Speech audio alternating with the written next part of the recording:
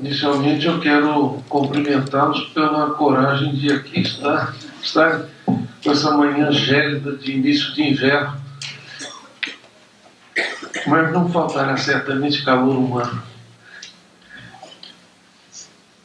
Eu quero registrar aqui a presença na mesa, mais uma vez, do Dr. Ernesto Zerolic, presidente do Instituto Brasileiro de Direito Seguro, do livro conferencista, do Dr. Ailton Pimentel, da doutora Cláudia Tabosa Pessoa, do Dr. Marcelo Fortes Barbosa Filho, ambos subcoordenadores deste curso.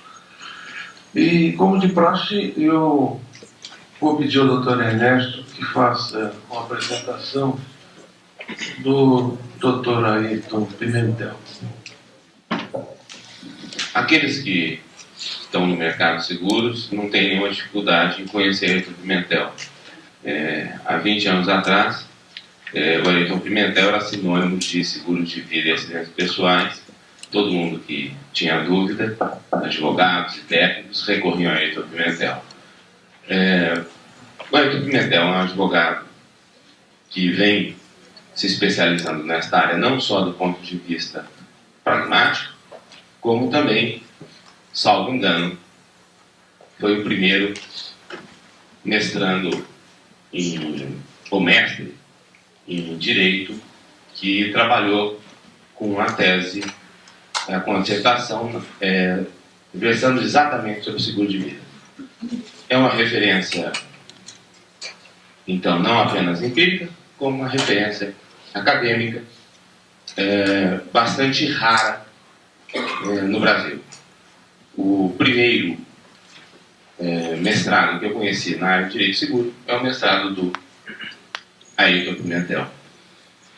Eu acho que nós vamos poder, com muita facilidade, ver qual é o domínio que o Ailton tem sobre essa matéria, e isso vai ser a melhor apresentação que se poderia ter dele.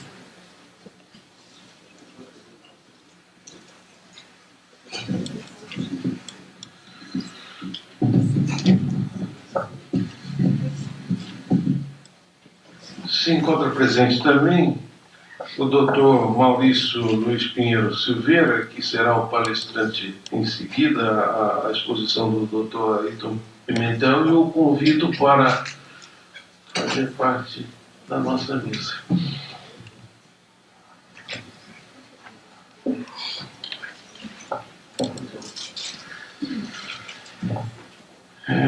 Com muita satisfação que eu passo a palavra ao Dr. Ailton Pimentel. Bom dia a todos.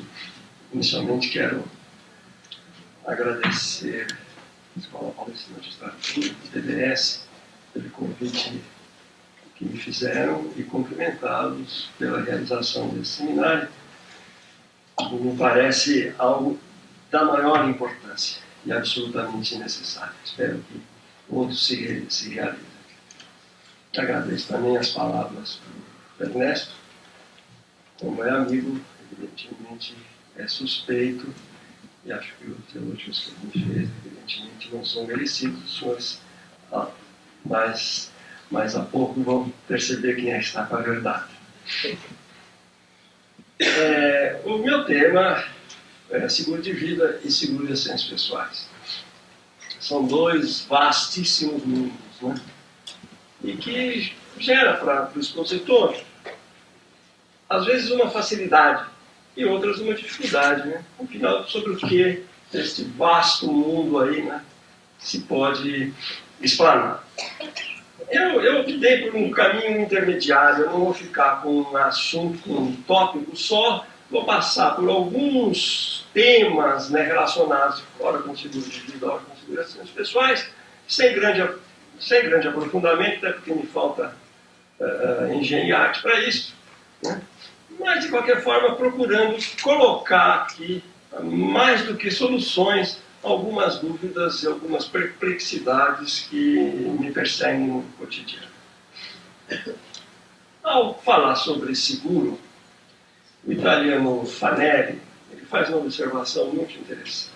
Ele diz o seguinte: a matéria parece quase fugir das mãos do intérprete, e muito frequentemente a dúvida constitui não o ponto de partida, mas o de chegada das reflexões sobre os problemas de fundo do direito do seguro. Trago esta observação porque é exatamente o que eu sinto todas as vezes que procuro me aprofundar um pouco mais nas questões relacionadas com o direito do seguro. Realmente, quanto mais se aprofundam, maiores são as dúvidas e maiores são as incertezas. Por isso eu quero assim, confessar o meu temor, né, de estar aqui falando para uma plateia tão qualificada, né, sobre um assunto de tal complexidade. E realmente eu acho que o seguro, talvez nenhum outro contrato tenha a riqueza de problemas, né, problemas jurídicos, como tem o seguro. E dificilmente existirá um outro contrato que tenha tantas complexidades como tem o contrato de seguro.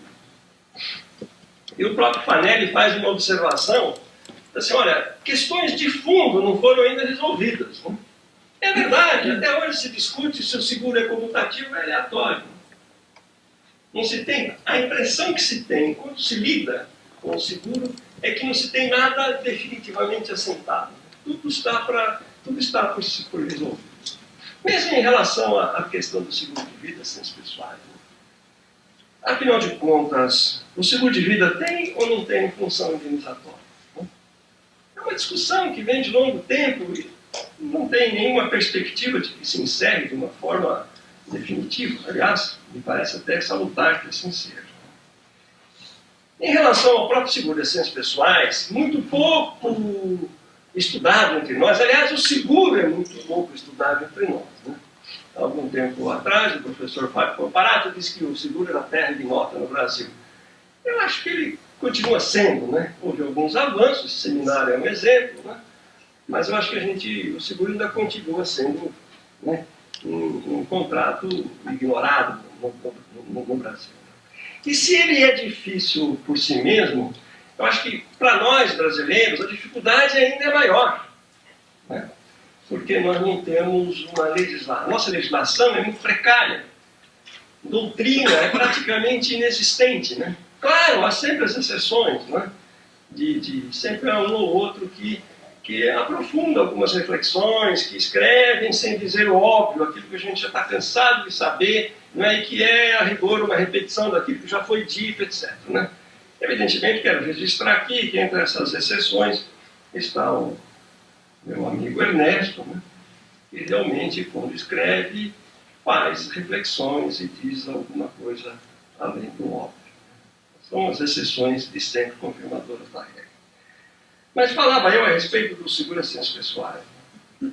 Qual é a posição do seguro de ações pessoais no quadro de classificação dos seguros? É um seguro de dano? É equiparado ao seguro de vida, portanto seria, né, estaria no quadro de seguro de pessoas? Né? E é seguro de pessoas? É seguro de dano? É seguro de pessoas equiparado ao seguro de vida? É um tertius genius, como alguns dizem. É um seguro misto, né? Como o próprio Fanelli defende, no sentido de que na cobertura para a morte ele está equiparado ao seguro de vida, mas nas coberturas de invalidez, ou nas outras coberturas de invalidez total, parcial, permanente ou mesmo temporária, ele seria um seguro de dano, né? Com a fixação do prejuízo, com o prejuízo fixado previamente. Né? Então seria um seguro misto. Né? Essa distinção não é meramente acadêmica. Né? Ela tem importância do ponto de vista prático. Porque, veja, se for considerado um seguro de dano, então haveria a subrogação. O segurador se subrogaria nos direitos do segurado contra o eventual causador do dano. E parece, num primeiro momento, parece absurdo a subrogação das seguranças pessoais, mas o Código Civil italiano, ele prevê expressamente a possibilidade subrogação, né? Outras legislações vedam a subrogação, como a legislação argentina, a lei argentina de seguros, ela veda expressamente, né? Evidentemente, a nossa legislação é omissa, né? Quase tudo que a gente falar aqui sobre o seguro, nossa legislação será omissa, né? Nesse aspecto, ela é omissa, né? E a nossa prática não é, não vai em direção à subrogação, pelo contrário. Né? Quando as apólices se referem à questão da subrogação, ela se refere no sentido de impedir a subrogação. O projeto de Código Civil também impede a subrogação no seguro de acidentes pessoais. Uma outra questão que é tormentosa para todos nós e é motivo de discussões infindáveis, né, é a questão das declarações pré-contratuais. Né? E tem umas coisas interessantes. Há pouco tempo, alguns dias atrás, eu assisti uma palestra feita por um juiz do Tribunal de Alçada sobre a questão das declarações pré-contratuais. Ele fez uma palestra muito interessante, muito bem feita, muito bem fundamentada. Só que o fundamento ele se fundamentava na teoria dos vícios do consentimento. E aí me ocorre uma outra dúvida, né? Me ocorre uma outra indagação. Será que em matéria de seguro se aplica pura e simplesmente a teoria dos vícios do consentimento? Será que em relação ao contrato de seguro não há um sistema próprio consubstanciado no artigo 1443, 1444 do Código?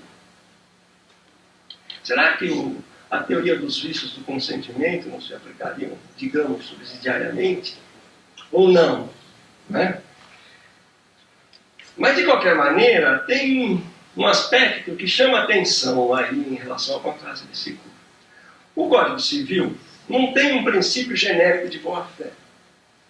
A questão da boa-fé aparece constantemente nas decisões, etc., mas não há um princípio genérico de boa-fé. Né? Mas em relação ao contrato de seguro, é.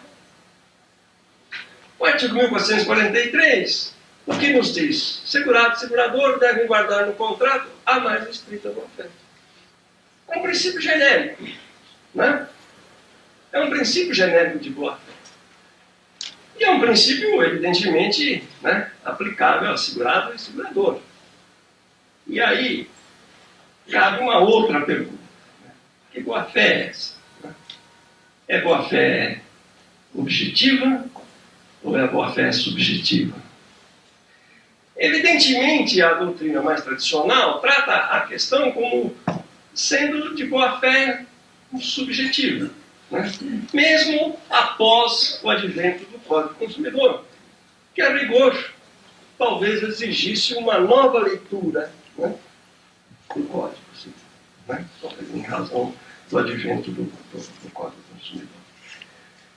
Mas o que me parece é que a doutrina mais tradicional e a própria jurisprudência, mesmo após o advento do Código Consumidor, trata a questão como se fosse de uma boa-fé subjetiva. Por isso são inúmeras as decisões, né? Eu acho até que compõem a linha majoritária da jurisprudência, de que a seguradora, para se desonerar da obrigação de pagar o capital segurado, né, ou a indenização para aqueles que entendem que o seguro de vida tem função indenizatória, ela deverá provar a má-fé do segurado. Então, há que se pesquisar a intenção do segurado. O que na prática, né, representa uma grande dificuldade para as seguradoras. Né? Uma dificuldade muito grande de provar que aquela imperfeição das declarações, né, tem sido feita com o objetivo de prejudicar a seguradora. Mas, a propósito, eu queria colocar uma questão que eu não vejo assim colocada com frequência, né? Que é porque a jurisprudência, na verdade, o que me parece, posso estar enganado, ela entende que o artigo 1443 contém o princípio da boa-fé subjetiva. E quando ela cuida do 1444, que é o artigo que diz, né, que o segurado não fizer declarações verdadeiras e completas, perderá direito ao valor do seguro e pagará o prêmio vencido, desde que essa declaração influa na aceitação do risco, né, ou na taxa do prêmio. Eles acham que esse artigo 1444 é consequência de 1443. Consequentemente, se no 1443 a boa-fé é subjetiva, no 1444 também a seguradora deveria, então, demonstrar sempre a boa-fé do segurado. Mas não haveria aí dois sistemas distintos? A indagação que eu faço, não é nenhuma afirmação. Porque o 1443, ele diz: segurado e segurador devem guardar no contrato a mais estrita boa-fé. No contrato. Ou seja, o contrato celebrado. Perfeito e acabado.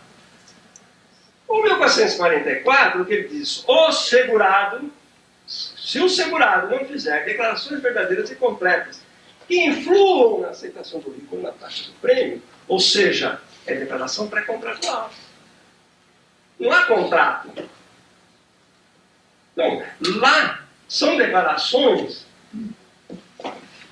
feitas na vigência do contrato. Né? E o contrato de seguro não é um contrato instantâneo, né?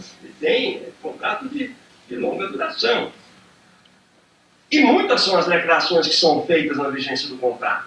O próprio segurado faz muitas declarações, a seguradora também, e essas declarações têm que ser feitas com a maior boa-fé. Né? E é muito interessante que a doutrina tradicional, quando fala mais estrita boa-fé, ela se prende a uma questão quase que de quantidade. É a maior boa-fé. É a maior boa-fé. Né? Não se admite deslizes, como se fosse possível, né, a gente medir a quantidade de boa-fé.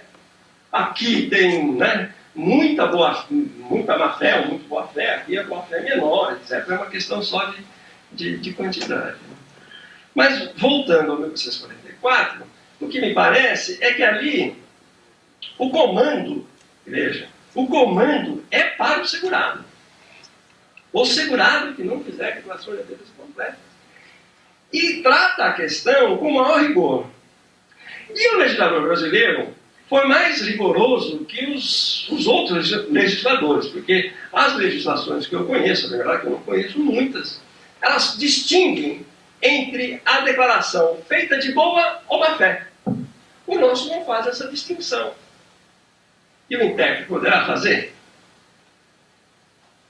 Se o texto legal não distingue entre declaração feita de boa ou de má fé. Mas o rigor continua. Perde direito ao seguro e paga o prêmio vencido. Então, acho que aqui, na verdade, na minha opinião, não é a boa-fé subjetiva que deve prevalecer. Ainda que se entenda que no 1443 deva ser a boa-fé subjetiva.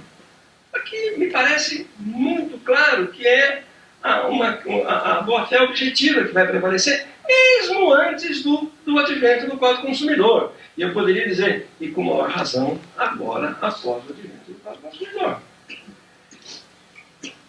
E esse rigor do legislador se justifica ou não? Por que esse rigor? E aí vem um outro aspecto interessante na questão do seguro. Eu acho que o rigor se justifica. E o rigor do legislador é dado pela técnica. Porque no contrato de seguro, a técnica, né, há uma grande vamos dizer, a parte técnica se miscui no direito. Há uma grande, eu não vou dizer confusão, mas há uma grande uma amálgama entre a técnica e o direito. Eu vou até voltar nesse assunto mais para frente. E essa norma do 1444, ela é, a meu ver, evidentemente de proteção ao segurador. Não propriamente ao segurador, mas em última análise é uma norma de proteção à mutualidade, né? Sobre a qual se assenta toda a estrutura do contrato de seguro. Ora, e a técnica nos diz o quê? Aliás, nós aprendemos isso na primeira palestra desse seminário, né? A técnica nos diz que deve haver um equilíbrio entre risco e prêmio. E como é que poderá haver esse equilíbrio? Se o segurador tiver condições de avaliar corretamente o risco que está assumindo. E mesmo que se faça um raciocínio sob a ótica do Código do Consumidor, me parece, porque qual é o objetivo do Código do Consumidor? Eu não sou entendido do Código do Consumidor, né? Por favor. Mas o artigo 4º, ele dá ali o objetivo do Código, que é o de equilibrar as relações de consumo, né? Ele busca o equilíbrio das relações de consumo. Evidentemente que, quando ele persegue esse objetivo, para a obtenção desse objetivo, ele precisa proteger o consumidor, que normalmente é a parte mais vulnerável, mas nem sempre. E aí cabe mais uma indagação. No momento da declaração pré-contratual, né, e no campo que nos diz especificamente respeito, que são as declarações de saúde, né, aquele formulário que o segurado responde, quem é a parte vulnerável?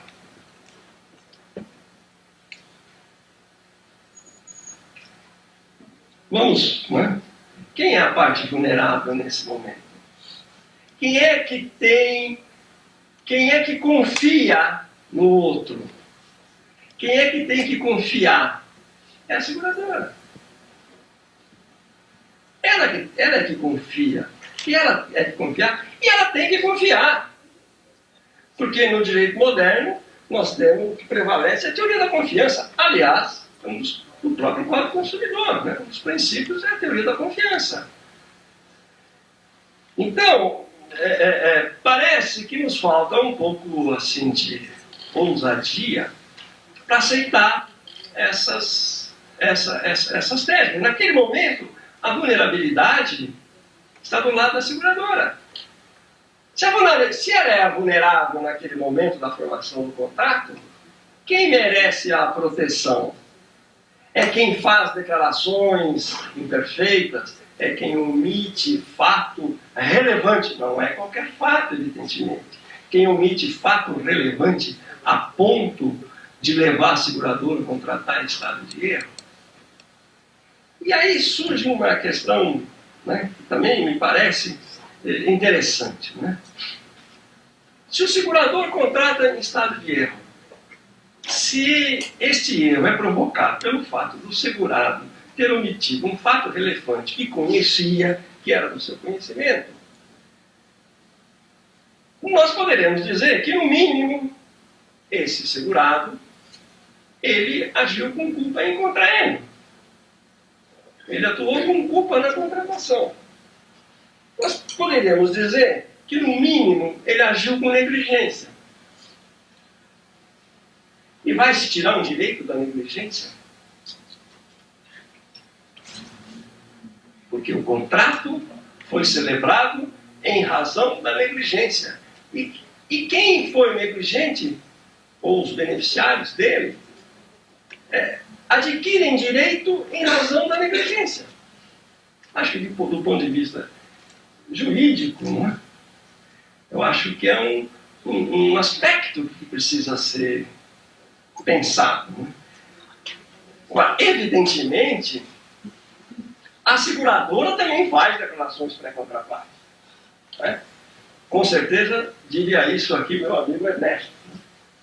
Eu concordo. Eu acho que a seguradora também faz declarações pré-contratuais. Ela faz uma oferta pública. Ela conclama o público a contratar com ela. Ela fornece formulários. Ela formula questionários. E aí também ela tem que ser clara, ela tem que dar todas as informações, informações que na questão da seguradora inclui até o aconselhamento. Ela tem o dever até de aconselhar. Claro que muitas vezes ela se comporta também de forma negligente. É comum para quem trabalha, quem é do mercado, é comum se tomar aqui um questionário que tem uma redação que pode levar o consumidor a uma dúvida. E aí eu acho que a seguradora já não merece mais a proteção. Ela também não agiu com lealdade. A lealdade tem que ser dupla. A lealdade tem que ser do segurado e tem que ser também do segurador. Um outro aspecto, deixando de lado essa questão das declarações pré-contratuais, um outro aspecto que me chama a atenção, e vejo que às vezes algumas decisões, se me permite, os juízes fazem alguma confusão, e eu não quero desfazer confusões, eu quero só colocar aqui, não tenho intenção de desfazer. É o seguinte: seguro de vida para o caso de morte e seguro de acidentes pessoais. Não é? O seguro de vida, como todos aqui sabem, também pode ser contratado para a hipótese de sobrevivência. Vamos nos limitar aqui ao seguro de vida para o caso de morte e seguro de acidentes pessoais. No geral, esses dois seguros, eles vêm comercializados em conjunto.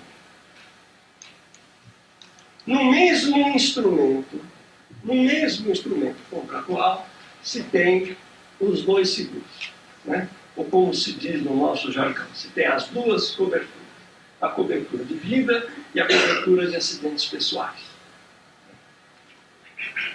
E ainda tem um pequeno detalhe, né? Muitas vezes se tem duas apólices, uma apólice de vida e uma apólice de acidentes pessoais, normalmente contratados através do seguro de vida, né? Isso também é a grande constante nossa. Outras vezes é contratado um seguro de vida com as coberturas adicionais de morte acidental, invalidez parcial, permanente e eventualmente, já não é tão comum, com invalidez temporária. Aliás, a invalidez temporária está voltando, né, ao mercado, mas às vezes vendida separadamente. Mas enfim, não é essa a questão. Ora, mesmo quando é contratado como uma garantia adicional, a grande verdade é que ali existem dois seguros, seguro de vida e seguro de acidentes pessoais. Tanto que o próprio órgão regulamentador, né, ao estabelecer as normas que regulam o seguro de vida em grupo, ele diz textualmente, né, para as coberturas adicionais de morte acidental e invalidez, se aplicam as condições para os acidentes pessoais. São dois seguros. Agora, esses seguros, eles podem ter pontos de aproximação, como realmente tem. Se nós examinarmos a morte acidental e dos acidentes pessoais e a morte natural do seguro de vida, eles estão muito próximos. Mas são critérios diferentes, são conceitos diferentes, né? No seguro de vida, qual é o risco, né, do qual se procura proteção, né, em relação ao qual se procura proteção? Né? É a morte. É a morte. O risco é a morte. O que é sinistro, então, né, que é o fato que gera a obrigação da seguradora de pagar o capital.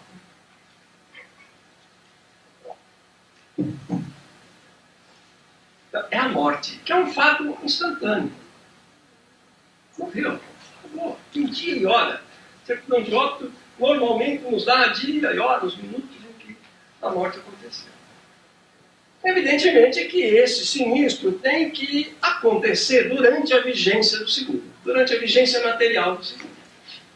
Né? Em relação ao seguro de acidentes pessoais, olha do que se quer proteger, né? Qual é a proteção que todos nós buscamos quando contratamos um seguro de acidentes pessoais? Né? Nós buscamos proteção contra as consequências de um acidente. Né? A morte é um fato certo. Né? A dúvida é o momento em que ela vai ocorrer. O acidente é um fato incerto, é um outro conceito. Então, nós procuramos nos proteger de um acidente. Mas de um acidente só? Não, um acidente só não é sinistro. Pode ser acidente, mas não é sinistro. O acidente que precisa causar uma lesão, né? E essa lesão precisa acarretar ou a morte ou a invalidez do segurado. Então, só o acidente não é suficiente, é necessário, mas não é suficiente. Só a lesão também não é, e pode ocorrer uma lesão que não provoque consequência nenhuma, a pessoa continua no dia seguinte, vai trabalhar e não tem nenhuma outra restrição. Agora, é preciso, então são 3 fases: o acidente, a lesão, não é? E a consequência, invalidez ou morte. Ora, mas quando ocorre, essas 3 fases, elas podem acontecer no mesmo momento. Né? Se tem um acidente automobilístico, né? E tudo acontece no mesmo momento, a pessoa morreu no lugar. Então aí, sinistro de vida e sinistro de acidentes, né? Eles aconteceram no mesmo momento, mas não temos nenhum problema com isso. Não gera nenhum problema. Mas o acidente, o sinistro no seguro de acidentes, ele pode se prolongar no tempo. Tem um acidente, pode ter a lesão, mas essa lesão ainda não caracteriza nem a morte nem a invalidez. O segurado passa por um processo de tratamento, né, até que chega um momento em que ou advém a morte ou advém a invalidez. Aí o médico do segurado vai atestar que ele ficou inválido. Tratou e pronto, está a perna. Tá? Então, esse sinistro, ele se prolonga no tempo. Ele começa no momento, mas o ciclo vai terminar lá na frente. Mas ele começou no momento do acidente. Ele não terminou. As 3 fases não ocorreram no mesmo momento. Tiveram fases, né? São 3 fases que vão concluir lá com uma invalidez ou com a morte. Isso significa o seguinte: qual a importância disso, a meu ver? Um sinistro acontecido durante a vigência do seguro e não está caracterizado ainda a invalidez, né? Está em processo de tratamento. E às vezes não tem nenhuma lesão aparente. A lesão vai surgir lá na frente. Né? Eu tenho, como exemplo, um caso concreto em que a pessoa estava na calçada, passou um desses caminhões e tal, e teve uma pancada na cabeça, a pessoa caiu, se levantou, foi para casa, né? E daí a pouco ela começou a ter dificuldades de movimentos e tal. Claro, e foi em decorrência desse acidente, e não tinha registro em lugar nenhum. Né? Então, às vezes nem a lesão é imediata, né? Nem se tem notícia, não se tem nem notícia da lesão. Ela pode até uma lesão qualquer surgir lá na frente. Bom, então, qual é a consequência prática? Uma hipótese como esta, tem um seguro contratado, no mesmo instrumento, um seguro de vida e um seguro de acidente. O acidente aconteceu durante a vigência do seguro. E a morte aconteceu fora da vigência do seguro. Então, o sinistro de morte ocorreu fora da vigência. O risco é a morte, que é um fato instantâneo. Então, haveria cobertura para o sinistro de morte? E eu até acho que, aplicando-se os princípios, né?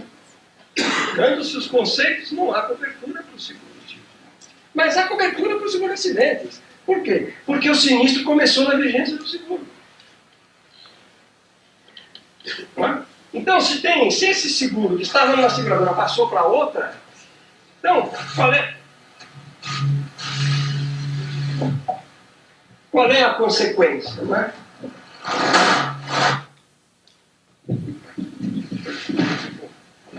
Estou sinistrado.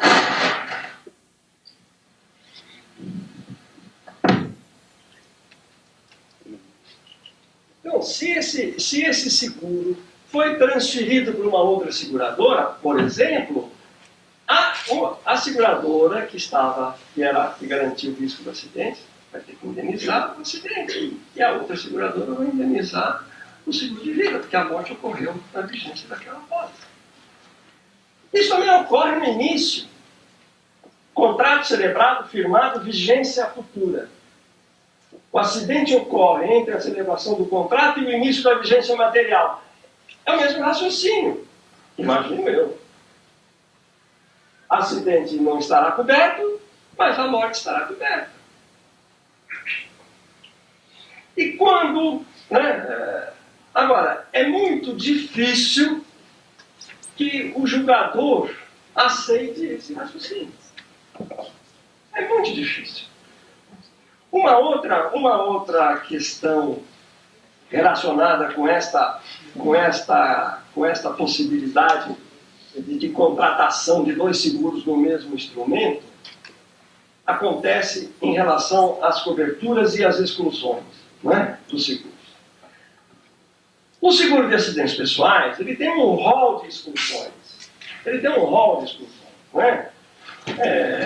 Uso de material nuclear, atos de operação de guerra, ato de reconhecimento perigoso, acidente provocado em competições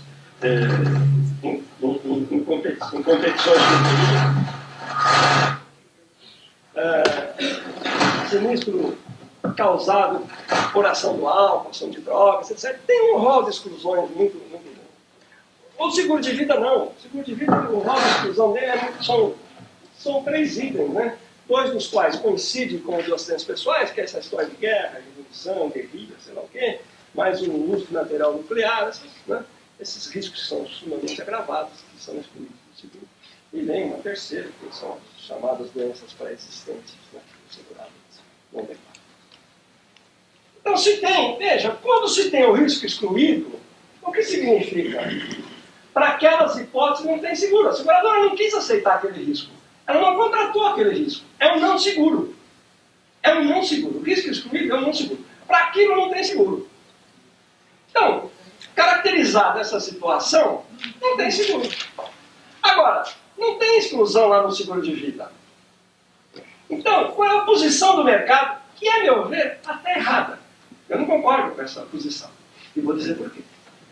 O mercado tem a seguinte prática: paga o capital correspondente ao seguro de vida e não paga o capital correspondente aos acidentes pessoais. Por quê? Porque tem um risco excluído. É risco excluído.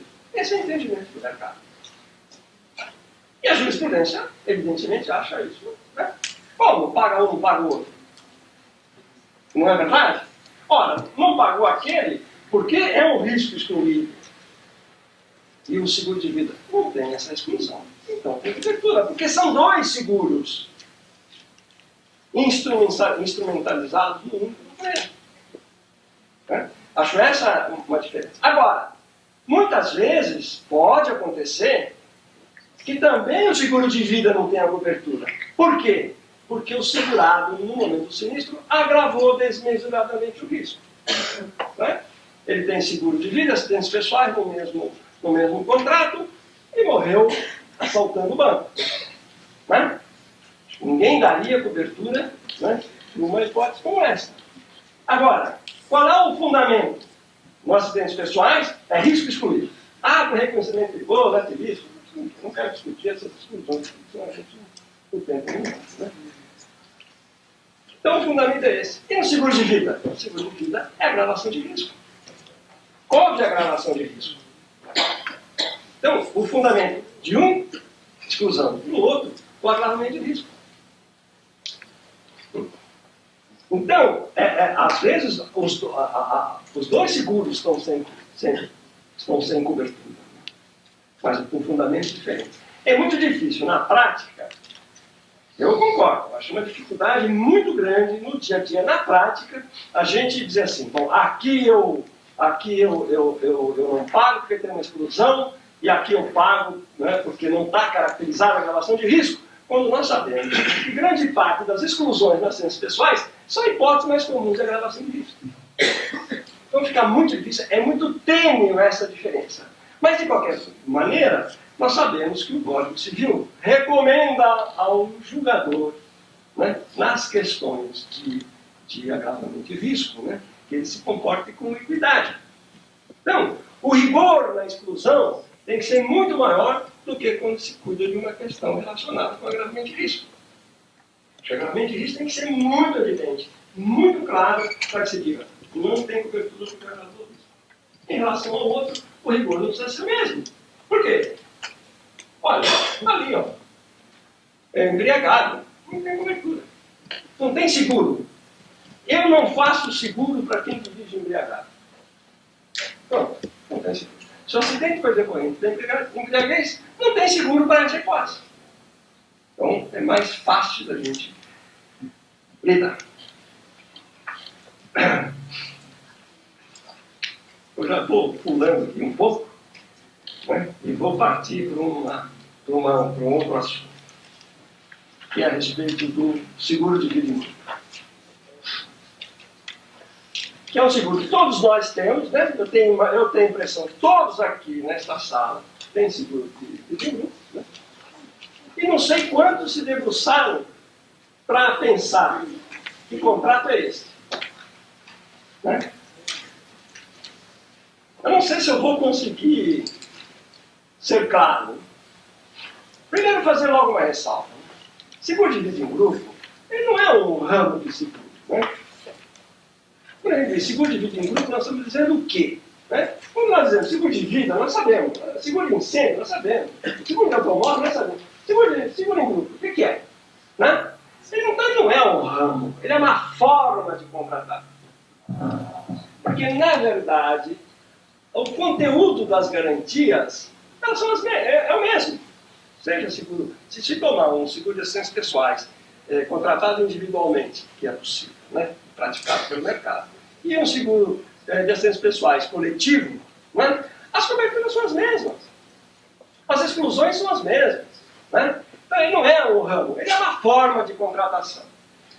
E essa contratação, e são muitos os tipos de seguro de vida em grupo. Eu vou começar a minha análise tomando o seguro de vida clássico. O seguro de vida em grupo tal como foi concebido. Ou seja, o empregador contrata com a seguradora, um seguro, celebra um contrato com o seguro em proveito dos seus funcionários. Não é? Celebrado esse contrato, vêm esses funcionários e aderem ao seguro através do preenchimento de um documento chamado cartão proposta. Né? Então, esse é o modelo que eu vou usar na minha explanação. Eu tenho medo de estourar muito tempo, então eu fico cortando aqui. Né? Veja, veja, eu vou fazer. A rigor, né, o seguro de vida em grupo, ele tem a cobertura para morte, o seguro de vida para caso de morte. Né? Não tem para caso de sobrevivência. E no que ele difere do seguro de vida individual? Ele difere no seu aspecto, digamos, no aspecto técnico, no aspecto atuarial. Né? Porque no seguro de vida individual, se aplica o chamado prêmio nivelado. O que é o prêmio nivelado? O seguro de vida individual, geralmente, ele é para longo tempo. Ele normalmente vem contratado junto com o seguro de sobrevivência. Então, os contratos, se sobreviver 10 anos, 20 anos, 30 anos, eu vou ter uma renda, eu vou ter uma devolução de prêmio, eu vou ter um lote, sei lá, né? É a forma diferente. Né? Agora, se eu morrer no meio do caminho, né? Se o segurado morrer no meio do caminho, ele tem a cobertura do seguro de vida por caso de morte. Então, como é que se calcula o prêmio do seguro de vida por caso de morte? Se estabelece a taxa, o prêmio nivelado. Ou seja, a taxa vai ser a mesma durante os 10 anos, durante os 20 anos em que esse seguro vai durar. Né? Se calcula o risco individual e vai se estabelecer, então, esse prêmio nivelado. Então, o que acontece? Se eu pago sempre o mesmo prêmio, se a taxa é sempre a mesma, significa o seguinte: no começo do contrato, o segurado paga mais do que devia. Ele paga mais do que devia. Não é? Lá, num determinado momento, ele paga exatamente o que devia.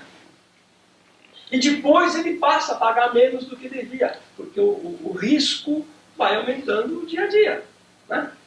Todos nós sabemos, embora não seja agradável lembrar, que desde que nascemos nós caminhamos para a morte. A cada dia que passa nós estamos mais próximos da morte. Então o risco de morte aumenta todos os dias. Né? Evidentemente seria impraticável ficar aumentando o prêmio todos os dias ou todos os meses, né?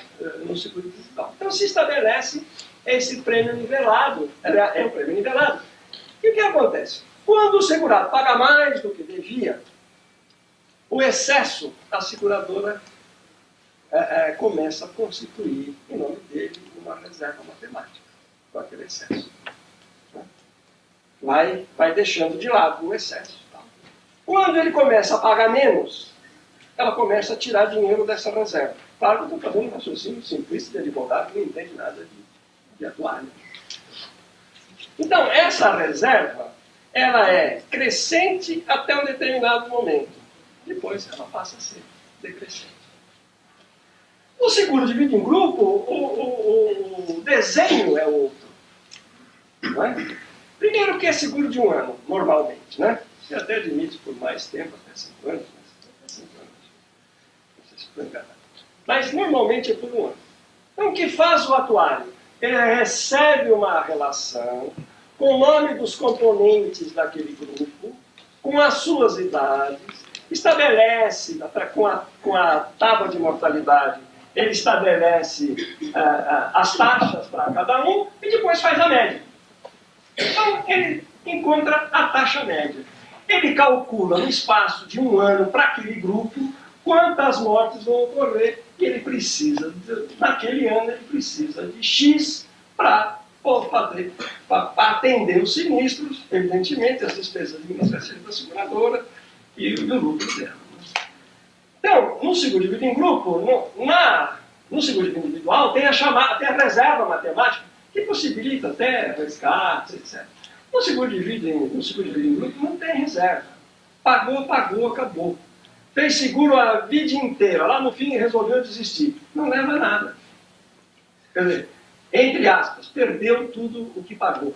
Perdeu não, né? Ele teve garantia durante todo esse tempo. Vou deixar também claro para fazer o juízo equivocado. Então, esse é o desenho técnico do seguro de vida em grupo. Se recolhe mensalmente importâncias que, a rigor, né? As importâncias necessárias para cobrir as despesas daquele mês, ou mais propriamente, as despesas daquele ano. Então veja que o segurador, né, primeiro há um contrato entre estipulante, o empregador, né, que é o paradigma que está sendo adotado aqui, é um contrato entre o segurador e o estipulante. E aí todo o conteúdo contratual a rigor, né? Claro, tem as questões individuais, mas a rigor, todas as coberturas estão estabelecidas nesse contrato, que é um contrato matriz, que eu vou chamar aqui de contrato mestre, né? Para facilitar a exposição. Então, tudo está colocado naquele contrato mestre.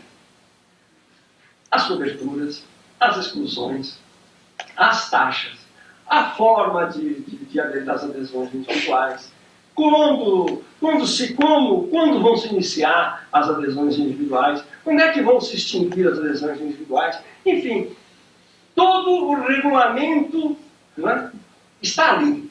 Né? Agora, esse contrato, por si só, ele é um doce sem recheio, né? Você tem ali, agora, ele precisa ser recheado, ele precisa ser completado. Né? E ele vai ser completado de que forma? Ele vai ser completado pela adesão dos segurados, né? Antigamente, a própria circular da SUSEP estabelecia o número mínimo de adesões para um grupo, né? Veja, aquele grupo de pessoas, aqueles empregados do mesmo empregador, são as pessoas que podem aderir ao seguro. Eles constituem o que nós chamamos de grupo segurável. São segurados em potencial. Aquelas pessoas que podem se transformar em segurados. Né? Então, essas pessoas vão aderir ao contrato que já está celebrado entre o estipulante. Eles não alteram mais isto.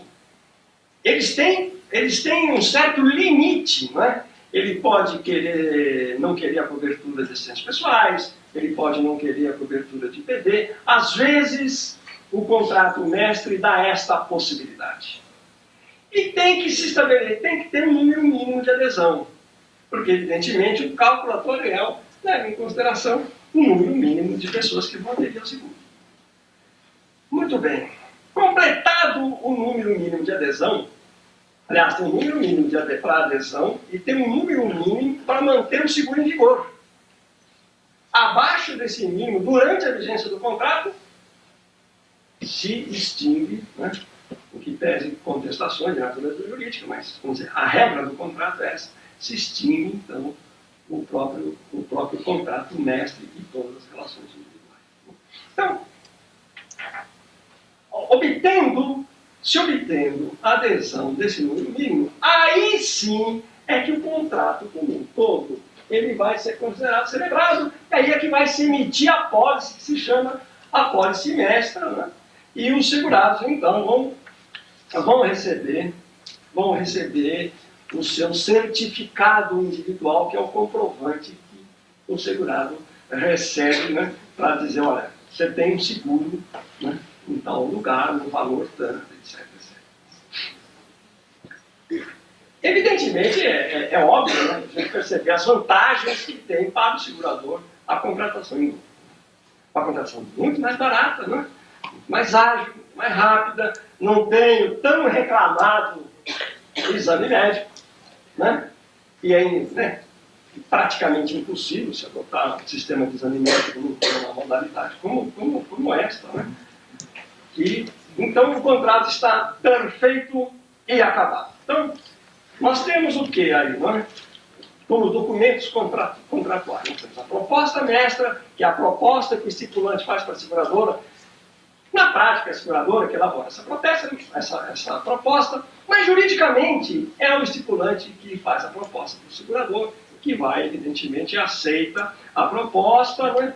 Aí da proposta tem as adesões se emite a pólice mestra, os certificados individuais. Né? E esse grupo, né? Ele está em permanente imutação. O estipulante, durante toda a vida do contrato, ele emite relações de inclusões e exclusões. A seguradora recebe mensalmente uma relação de segurados excluídos, os que mudaram de emprego, foram demitidos, se demitiram, e os novos, os que ingressaram. E o pagamento, e o prêmio nesse seguro? Né? Existem duas modalidades. O seguro contributário e o seguro não contributário. O contributário é quando o segurado participa da formação do prêmio, né? Total ou parcialmente. Não contributário é quando o estipulante arca com a totalidade do prêmio. O estipulante recolhe os prêmios do segurado. O estipulante recolhe as contribuições individuais, que impropriamente se chama de prêmio individual, né? Então ele recebe esses prêmios individuais, essas contribuições individuais, e a soma dessas contribuições forma um prêmio global, que ele tem obrigação de pagar à seguradora. A obrigação do pagamento do prêmio, do seguro de vida em grupo, é do estipulante, não é de cada um dos segurados. E a primeira questão que surge muitas vezes, né, e até alguns doutrinadores defendem, Que aí o que nós temos é uma soma de contratos individuais, independentes, etc. Não tem nada a ver com o outro, e o contrato celebrado entre o estipulante e o segurador é uma espécie de contrato normativo, né, que já regula as futuras relações, etc. Eu acho que não. Eu acho que se examinar a operação no seu todo, né, se verificar a operação econômica que existe em torno disso, não é um contrato único. Né? É um contrato único. O contrato mestre mais as relações individuais compõem um contrato único. Né? E por que eu acho isso? Primeiro, tem uma exigência do mínimo de adesões. A perda do vínculo com o estipulante, né, extingue a relação individual. Né? A extinção do contrato mestre, por qualquer motivo que seja, extingue todas as relações individuais. Né? Agora, e qual é a natureza jurídica desse contrato? Acho que essa é uma questão de extrema importância. Qual é a natureza jurídica desse contrato? Né? O professor Fábio Comparato, ele dá uma pista, né? Quando ele diz assim, que seria um curioso exemplo de contrato plurilateral. Seria um curioso exemplo de um contrato plurilateral, mas adverte em seguida, olha, só que é um contrato diferente do contrato plurilateral associativo, que é o mais importante e o mais conhecido dos contratos plurilaterais. Eu vou procurar fazer uma comparação entre o seguro de vida em grupo e o seguro de contrato plurilateral associativo. A principal característica do contrato dos plurilaterais, evidentemente, é a existência de mais de duas partes. Tá? É plurilateral, são no mínimo 3 partes para que se tenha um contrato plurilateral. No contrato de vida em grupo, nós temos mais de 2 partes. Nós temos o estipulante, nós temos o segurador e nós temos os segurados, que um número indeterminado. Estipulante é uma pessoa só, né? É uma só pessoa, uma só parte, né? O segurador, uma só parte, e depois nós temos um número indeterminado de partes que compõem o grupo segurado, que aí são os segurados que aderiram ao seguro. Agora, o grupo de segurados, e nos ensina o Sr. Fábio, ele não tem a organicidade, ele não tem a estrutura que caracterizaria, não é, uma só parte, né, com vários sujeitos. Né? Então, na verdade, o grupo não tem mesmo essa estrutura. Assim, bom, são vários sujeitos constituindo uma só parte. No contrato... Quanto? Mais 5. Mais 10. Tem 5 de tempo. No contrato plurilateral associativo, há um escopo comum. No contrato plurilateral associativo, há um escopo comum.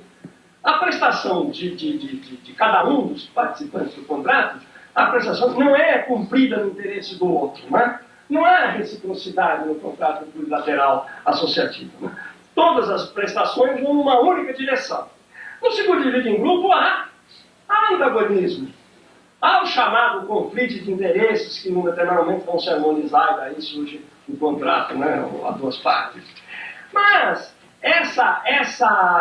esses interesses contrapostos, esses conflitos de interesses, eles não estão sempre numa relação de reciprocidade. Né?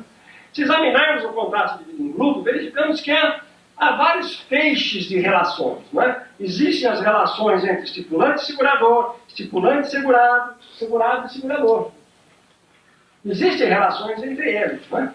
Então, veja, qual é a posição do segurador? O segurador tem direito ao prêmio, né? Ao prêmio global. Agora, quem tem a obrigação de pagar o prêmio global é o estipulante. O segurador, nesse tipo de contrato, ele não cobra prêmio do segurado. Ele cobra prêmio do estipulante. É o estipulante que tem a obrigação. Aliás, o projeto de código até consagra isso, quando diz assim, o estipulante é o único responsável para com o segurador pelo cumprimento de todas as obrigações contratuais. De todas as obrigações contratuais. O que nos faz de imediato tirar um princípio disso. O segurado não tem obrigação nesse contrato. Claro que ele tem ônus, mas não tem tecnicamente obrigação. Ele tem ônus de sinistro, até de comunicar teoria, gravação de risco, etc. mas ele não tem obrigação. Agora, mas ele contribui. Sim, ele não tem obrigação frente ao segurador. Ele contribui frente ao estipulante. Tudo bem, é um desconto em folha de pagamento, certo? Mas não tem problema, tá? Ele está cumprindo com a parte dele, né? Então, o segurado ele cumpre a obrigação de contribuir para a formação do prêmio global. Então, o segurador, a meu ver, não pode opor ao segurado nem ao beneficiário exceção de contrato não cumprido pelo estipulante. É isso que justifica, né, o pagamento de indenizações de capitais segurados, mesmo quando o estipulante deixou de pagar o prêmio global. O segurador não pode opor ao segurado. O segurado contribuiu com a sua parte, acabou. Aliás, isso não é nem questão que o segurador analisa. Se tiver na relação, ele tem cobertura. Ora, mas o estipulante não pagou. Não, o estipulante não pagou, é um problema entre a seguradora e o estipulante. Claro que na prática isso pode ter consequências desastrosas para a seguradora. E ela tem que ser muito ágil, né, quando o estipulante deixa de pagar, de pagar o prêmio global. Veja, e o segurado? O segurado tem direito à garantia. O direito à garantia dele é frente ao segurador. O direito de contribuir é frente ao estipulante. E o estipulante? Se o segurado não tem obrigações, o estipulante só tem obrigações? Eu até acho que não. Eu acho que ele tem o direito da cobertura para todo mundo. Ele tem o direito de lutar, inclusive judicialmente, para a manutenção do contrato. Agora, nós não temos no seguro de vida em grupo o escopo comum que temos, com a mesma característica que temos no seguro plurilateral associativo. Agora, no âmbito do grupo segurado, tem escopo comum? Ué? E é muito interessante o seguro de vida em grupo. Eu acho que no seguro de vida em grupo dá para a gente perceber muito melhor essa questão da mutualidade e a questão da solidariedade que existe no seguro, que nos outros ramos fica muito esmaecida. Mas quando se trata do contrato de seguro de vida em grupo, ela fica um pouco mais evidente, não fica bem evidente. Porque pelo sistema da taxa média, o que acontece? Pelo sistema da taxa média, há quem pague mais do que ele. A gente naquele grupo pagando mais do que devia, está subsidiando os mais velhos. Os mais novos subsidiam os mais velhos. Aí tem a questão da solidariedade. Porque amanhã ele vai ser subsidiado pelo outro que entrou na empresa. É muito bonito esse contrato, por isso que eu estou falando sobre ele. Mas o que eu queria dizer, já que o tempo está curto, é que tem esse feixe de relações, a gente precisa prestar muita atenção nisso quando se tem sobre os olhos uma questão relacionada com o seguro de vida. Não é? Agora, claro, eu acho que no âmbito do grupo segurado, até tem um escopo comum. Tem a solidariedade, tem um escopo comum. Ou mais, acho que até tem um escopo comum entre o estipulante e o grupo de segurados. Mas não da mesma maneira como tem no contrato plurilateral associativo. Um outro aspecto que eu quero abordar é que não há assunção recíproca de obrigações entre os componentes do grupo segurado. Não há direito nem obrigações de um segurado para com o outro. Isso não há. Né? Então, a invalidade, a ineficácia de uma relação individual não afeta os demais e não contamina o contrato como um todo, né? Como regra. Agora, acho que está para ser estudado entre nós essa figura do estipulante. Né? Usando uma expressão popular lá da minha terra, afinal, que pito toca o estipulante? Né? Ele participa de todas as tratativas, ele escolhe as garantias que ele acha mais adequadas para o grupo, ele verifica a conveniência de contratar, ele fornece inúmeras informações ao segurado, tem que fornecer com lealdade, né? Ele formula a proposta. Durante toda a vida do contrato, o estipulante participa, ele tem uma atuação dinâmica durante toda a vida do contrato. Bom, e juridicamente, qual é a posição disso? Diz o decreto 73, que ele é o artigo 21, parágrafo 2º do decreto 73, que nos seguros facultativos, o estipulante é mandatário do segurado. Mas eu acho que, além de praticar atos na qualidade de mandatário, ele pratica atos que eles são típicos. Pagar o prêmio global é um ato dele. Ele não paga o prêmio global na qualidade de representante. Tanto que, se ele não pagar, os segurados não têm nenhuma responsabilidade por isso. E há uma dificuldade mesmo de se estabelecer na prática qual é o ato que ele pratica como mandatário e qual é o ato que é típico da função dele. Né? E há uma outra discussão ainda, bom, se durante o contrato ele é o mandatário dos segurados, na contratação ele é o quê? Qual é a situação jurídica dele? Mandatário não é. Gestor de negócios não é. Não é? Eu até ouso dizer que ele promete fato de terceiro, né? Mas como obrigação de meio, não como obrigação de resultado. Ele promete à seguradora que os segurados, que os componentes do grupo vão aderir ao seguro, etc. Se não aderirem, como é obrigação de meio, acho que não tem nenhuma consequência. Então é um pouco diferente do disposto aí no Código Civil, cujo artigo não me lembro agora, se eu achar, ainda apontar aqui, porque já estou completamente fora do tempo. Mas eu quero ainda abordar, se o senhor me permitir, que eu acho extremamente importante, que é a questão das apólices abertas. E aí eu vou, talvez, desagradar os meus colegas de mercado. O que aconteceu? Quando se constituiu o Seguro Divino Grupo, os empresários logo perceberam que ali tinha um filão extremamente importante a ser explorado. E veja, no seguro de vida tradicional, esse que eu acabei de analisar aí correndo por causa do tempo, havia uma exigência, e com certo rigor. Deveria existir entre o estipulante e os componentes do grupo segurado um vínculo anterior ao seguro. Então, tinham que ser empregados do mesmo empregador, associados da mesma associação. Esse vínculo teria que ser sempre anterior ao seguro. A contratação do seguro não podia ser o vínculo. O vínculo não é nós todos temos seguro na mesma seguradora, né, sob a guarida de um mesmo contrato. Esse não é o vínculo é anterior. Teria que haver uma relação, vamos dizer assim, exterior ao seguro, não é?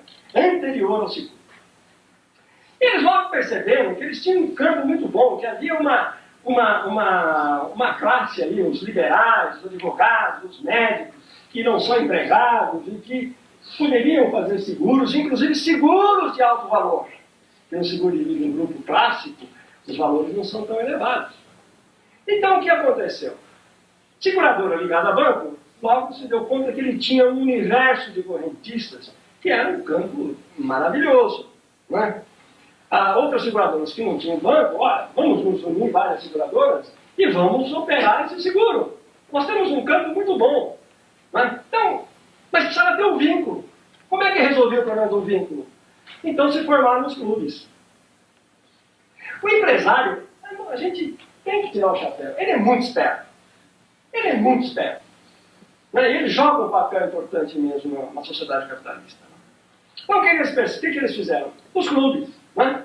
Tem clube para todo gosto. Né? Eu vou citar um, porque o banco já não existe mais clube de nada. Então, tem lá, Clube do Guarda-Chuva. Né? Bom, a seguradora ligada ao Banco Nacional criou o Clube do Guarda-Chuva. Aí vendia seguro para o correntista. No cartão proposta, quem está mais tempo no mercado sabe disso. No cartão proposta, o que vinha? Solicite a minha inscrição no Clube do Guarda-Chuva. Estava criado o vínculo. E logo em seguida autorizava a inclusão no seguro. Então, se criou, na verdade, e aí, ao lado, né, então nós temos clubes criados aí pelas seguradoras de banco, nós temos clubes ligados diretamente à seguradora, e nós temos clubes que foram formados por empresários independentes. Ou seja, criou-se a figura do estipulante profissional. Criavam-se os clubes e vamos vender seguro. E venderam e ganharam muito dinheiro. alguns proprietários de clubes, hoje são donos de seguradoras. Porque as seguradoras pagavam para entrar nesses clubes. Né? Porque o resultado, no primeiro momento, foi extremamente satisfatório. Evidentemente, depois não, porque a técnica ficou um pouco de lado e no final parece que não é. Né? Agora, e depois a própria SUSEP liberou. A própria SUSEP liberou definitivamente de qualquer questão de vínculo. Né? Tanto que ela tem aqui um artigo, não sei se eu vou achar rapidamente.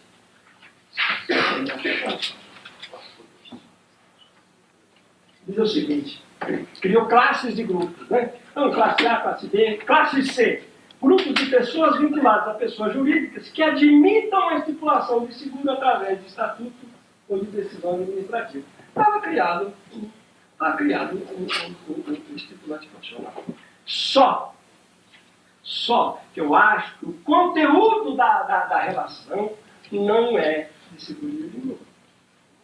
Eu vou roubar uma expressão do Dr. Ernesto, se eu não estou enganado, que chamou esse estipulante de falso estipulante.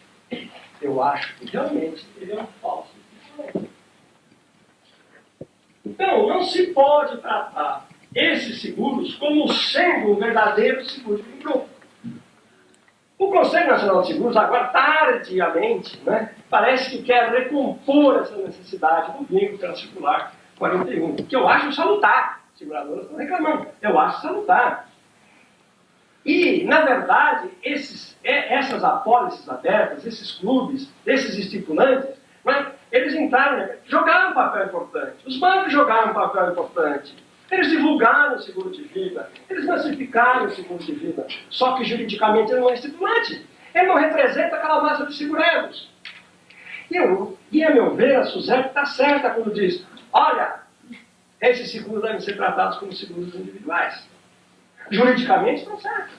Não se pode colocar o seguro, o verdadeiro seguro de vida em grupo, no mesmo balaio que se coloca esse arremedo de seguro de vida em grupo, com consequências muito sérias. Então, o estipulante não pode. Ele não pode atuar como se ele fosse um estipulante verdadeiro. Ele não representa o segurado. Ele não tem esse poder. Então, alterações que eles façam na pólice, que é uma outra discussão, né? Se o estipulante pode ou não pode alterar a pólice, ela não tem valor. E eles fazem um grande mercado disso. Porque mudam de seguradora a cada ano, né? E levam aquela massa de segurados, para que vocês tenham ideia do que representa isso. Tem um estipulante desses, que por sinal é até cliente do escritório, ele tem 200 mil segurados. Ele tem 200 mil segurados. Não é uma coisa qualquer. Né? E ele se comporta como se ele fosse dono desses 200 mil seguros. Só que ele não é. E nós fazemos de conta que é. O mercado faz de conta que é. Até o judiciário faz de conta que é. Agora, só que tem um detalhe. O fato de não ser estipulante não significa que ele seja segurador desse pessoal. Eu acho que aí a jurisprudência às vezes comete um equívoco. E querer fazer com que a condenação recaia sobre o estipulante. Um estipulante profissional, qual é o suporte econômico que ele tem? Nenhum. Ele tem um escritório com mesa de computadores e uma rede de telefone. Então, acho um equívoco quando se luta para impedir a vinda ao processo da seguradora, né, e querer manter a todo custo o estipulante. Acho que isso é em prejuízo do próprio segurado. Esse não é estipulante, mas o fato de não ser estipulante não o transforma em segurador. Eu já estourei o tempo, peço desculpa por isso, mas o meu objetivo aqui, evidentemente, vocês já perceberam, não foi trazer solução para nenhuma dúvida, né?